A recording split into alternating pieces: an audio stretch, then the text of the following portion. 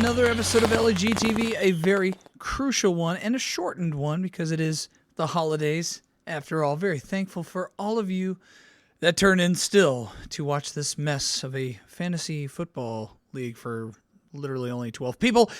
I'm your host, the commish, John David Brake. Let's get down to it. Before we get into this week's matchups, we need to see what happened last week and how we got here and how that impacts the playoffs. And it is still the headline, as it has been all year, a giant win again from Pokemon. Gotta catch them all, taking out poor Mick Barton, even over projected and scored 150. He loses 187 to 150. Saquon Barkley, 55 points, overcoming that 27 from Trey McBride. Will Lutz, the kicker, and Myles Garrett is on your list, Mick. That's not good. Purdy Little Liars gets the huge win over Plows. Rocky Bitches 171 to 163. Tua gets 41 points with Puka and A.J. Brown 24 and 22 each. Even Patrick Mahomes chipped in for Plow with 38, but it was not enough. Intentional pounding cannot pull off the come-from-behind win. Austin Stoll wins yet again. Lamar Jackson, DJ Moore, and Tony Pollard all chipping in, helping him out, overcoming the great games from Josh Jacobs and Cortland Sutton again from Joe. The Clock Gobblers got a big win. Here's an upset, 163 to 144. Sam Darnold looks solid. George Kittle still produced. CeeDee Lamb can still be a viable asset without Dak, and not much from Nickel there as he goes down in a big win over the bye week. Nick Shook. Yep, that's right. Started 4 players that were out on bye week or an injury. Hopefully he puts in some effort this week. We'll see. That's yet to be determined, but Jabel got a big win there. And speaking of big wins, Anu stays alive, upsetting Adam Barris 147 to 119. Never a good sign when your kicker's a leading point scorer there. As you can see, the kicker was 16 for Barris. Aaron Jones and Devin A-Chain both had 20-plus performances. That is what's going on right now in the league. As we see, it's pretty much Austin and JD are clinched, the only 2 teams that are clinched, and we have a lot of teams jockeying for playoff positions. So let's go to the all-pivotal shortened Week 13 matchups. Okay, let's go to the big showdown, the one that kind of has some playoff ramifications if JD, myself, loses to Austin. Only 1 game ahead, but has the points. It is Pokemon, gotta catch them all, versus Dak Street Boys, first place versus second place. And looking down the rosters, it's easy to see why these are the top 2 teams in the league and the teams to beat. Of course, going over to Pokemon, the historically point-scoring, 200-plus point buzzsaw that's been all season. And it started with the big 4, Jalen Hurts, Amon-Ra St. Brown, Derrick Henry, and Saquon Barkley. When you get production from Brock Bowers, who's the number 1 overall tight end right now, and George Pickens, who's clicking with Russell Wilson, it is hard to stop this squad. And Chase Brown is off the bye this week against Pittsburgh. Now, Pittsburgh has a staunch run defense, but he is going to be the key to make sure that they still outpace Austin Stoll's Dak Street Boys, with Lamar Jackson leading the way, the MVP of the league so far. Him and Jalen Hurts are facing up against each other there. That Philly-Baltimore game, many ramifications in fantasy football. He's going with Tank Dell and DJ Moore, who had a great game last week going up against Detroit on Thanksgiving.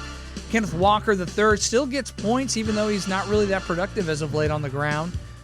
Tony Pollard is a great, solid play for Austin. That's going to be a key for him to stay up with the Pokemon. Got to catch them all. And then I like the tight end there, Mark Andrews, again, playing the Eagles this week.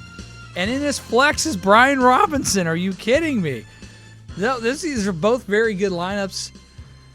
Man, I want to pick Austin, but I don't. So I won't. I'm picking JD myself to win this week. Let's go over to Dan Nickel, an all-important game going against Fields of Gold, who is a bye week.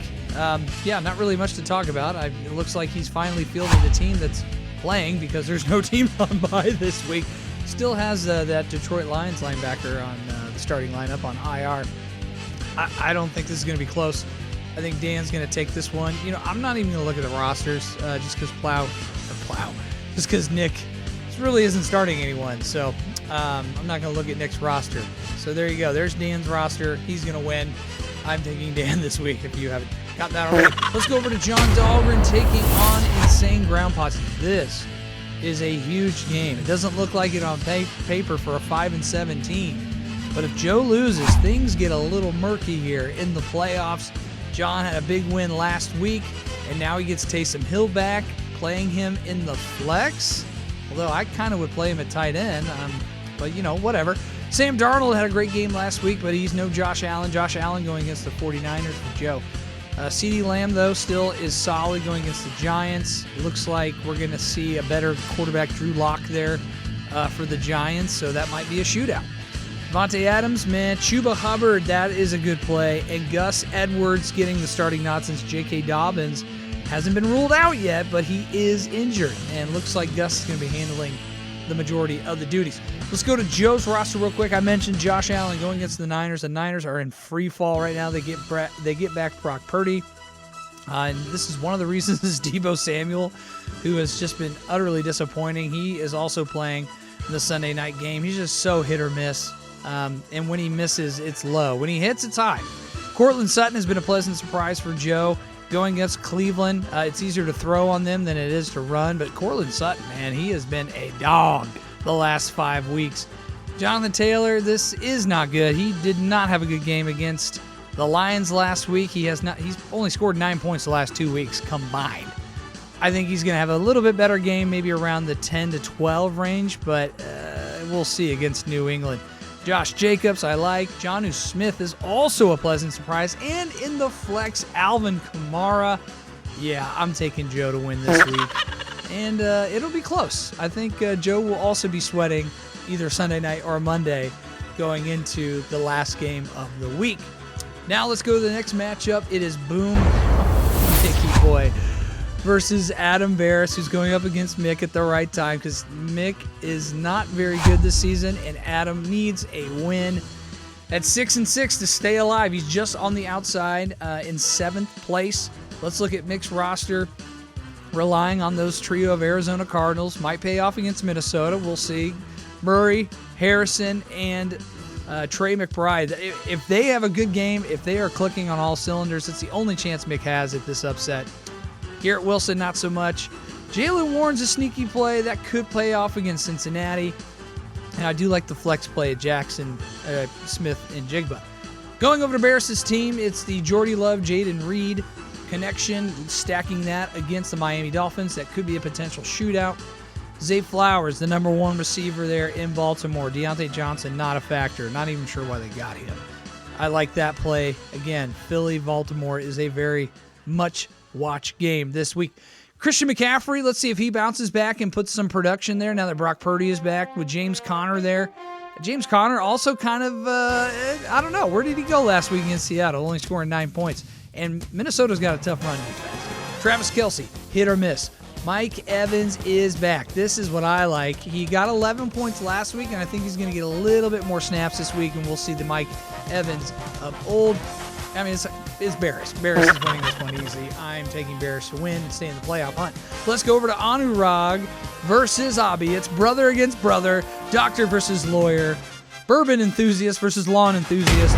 And we'll see who has the better roster here. For some reason, Anu is starting Anthony Richardson at the QB1 position against New England. DeAndre Hopkins is a good play. Malik Neighbors getting Drew Lock at quarterback is only going to be beneficial for him. J.K. Dobbins is still questionable. I don't know. It looks like it's an MCL sprain. Whoa! Adam Schefter reports. So he'll be kind of week to week. So it doesn't look like J.K. is going to play. He's got to put in a sub there. And I think he's probably going to put in Breece Hall. So he's good. Aaron Jones, good play against Arizona. Dalton Schultz, not so much. Devin Achane in the flex. Yes, all day. That backfield is, Mostert's not a factor anymore. Sorry, Mick. That's a great starting lineup for Anu.